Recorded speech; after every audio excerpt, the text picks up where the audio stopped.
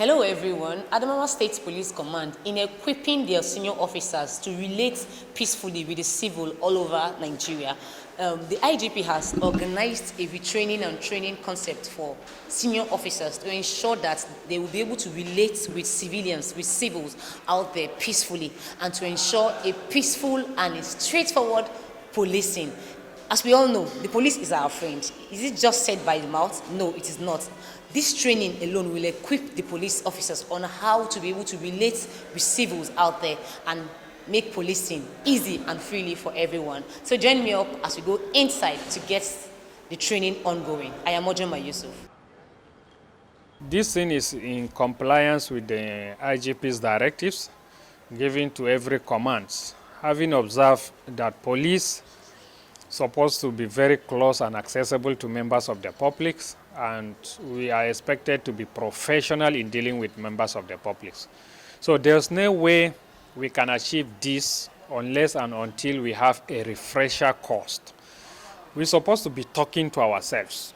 What matters a lot is how we relate with members of the public, believing that what we do in policing is all about members of the public, it's all about public interest, it's all about interest of the law, and there's no way we go extra mile without having recourse to why we give proper policing to members of the public. So that explains the reason why Adamawa State Police Command has now organizes a refresher course throughout the year. So officers are being picked from various divisions, various units, and various formations. For us now to come and be interfacing, we are going to lecture them on various aspects of policing. We are very much concerned about violation of human rights. We are very much concerned about our officers being civil to members of the public. Where we are not civil in our approach to members of the public, it turns to be unprofessional conduct.